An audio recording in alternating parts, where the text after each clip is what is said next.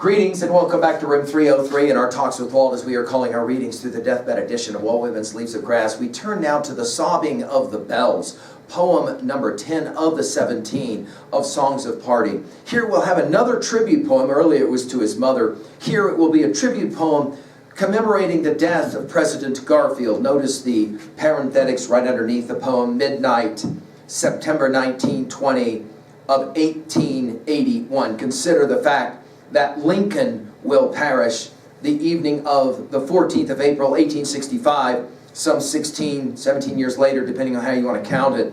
So again, it's almost like going back in time for Whitman, and of course for all Americans. We obviously had to deal with it again when we lost President Kennedy, of course.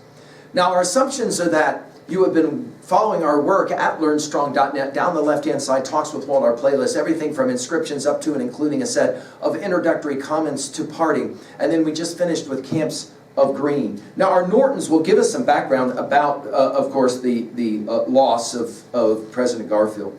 The poet, we're told, was in Boston, supervising the printing of his 1881 edition of Leaves of Grass, when the news came of President Garfield's death near midnight, September 19th, 1881, from an assassin's attack of the previous July the 2nd. He first published the poem in the Boston Daily Globe, September 27th, 1881, and then inserted it into the 1881 edition just before the last pages were stereotyped. The two manuscripts of Feinberg and Berg were both published in the facsimile. The poem was reprinted in the Poet's Tribute to Garfield, Cambridge, 1881. Walt Whitman had a friendship with Garfield, whom he had known in Washington when the latter was a young congressman from Ohio. Now, as Whitman turns to this poem, there's a whole lot of lilacs, there's no question, going on here, and obviously his remembrance of the loss and the passing of Lincoln. Sobbing, you'll remember in Song of Myself 42, as well as I Ebbed, passage 4, as well as Tears. So that's a word he's familiar with. And Bells will take us back to O Captain and Lilacs 6. And this will obviously be some of that same kind of emotion and feeling. The sobbing, by the way, listen to all the S's in this poem. The sobbing of the bells, the sudden death news everywhere. Again, death news hyphenated. The slumberers rouse, we think of sleepers, don't we? The rapport of the people, notice capitalized. And then in parenthetics, full well they know that message in the darkness. Full well return, respond within their breasts, their brains. The sad reverberations in parenthetics. It's interesting that he says full well they know, not we know. And notice that the message in the darkness will take us back to Poets to Come poem. Full well return, and then reverberations. And notice he uses the word breasts as well as brains, head and heart. The sad, and we know his use of that word in Leaves of Grass. Reverberations takes us back to scented herbage of my breast, out of the cradle endlessly rocking, and as a consequent, etc. That reverberations, this is to say, oh no, we're doing this all over again. Please, why must we do this? Ergo sobbing, right?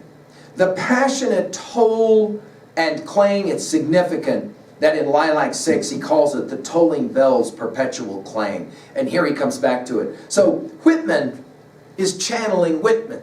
And I think this is one of the powers of Leaves of Grass. This is one of the reasons why it's so much fun to read every poem in Leaves of Grass and every poem in order in the deathbed edition. Because by this point, we're now being reminded of why we love so much lilacs when we come back to a poem like this. The passion and toll and clang, of course, the dash makes us think of our Emily Dickinson. City to city, joining, sounding, passing. Notice those three all ending in ing. Those heart beats, taking us back to death news and the hyphenation of a nation. Capitalized, earlier it was people. In the night. Again, this idea of in the darkness, in the night. Now, what are we going to do with a little short poem like this? I think there's a lot going on here in this poem. I think Whitman is saying two things. One, with nation and people both capitalized, he's calling, obviously, for unity in a time of great sadness, sobbing. Number two, I think he is reminding us, and again, this is back to his theodicy, this idea, why must terrible things happen? That out of even the worst imaginable tragedies, we must ask, why did this happen for us, not why did this happen to us? And here he is arguing that we will get beyond this in the same way that 16 years earlier we got beyond the death of President Lincoln. We will get beyond this and the death of President Garfield. Now, at 2A, obviously, his argument here is the loss of a leader is always hard, but we have to remain united together. At 2B, I told you, go back and read it out loud and just hear all the S sounds, the sobbing of the bells. It's quite compelling. And here as well, the rhythm that's like lilacs, that kind of lugubrious or melancholy rhythm. At 3A, as we said, lilacs is our easiest way to compare this one. At 3B, what do you think is the most tragic political event in your life already that has happened? And the ways in which it united us or it did not. Obviously, we'll always think of 9/11 in this regards. There's other moments in American history where we came together because of tragedy. I'm hopeful, as I think Whitman was hopeful, that reading and studying Leaves of Grass will help bring about that unity as well. Thank you.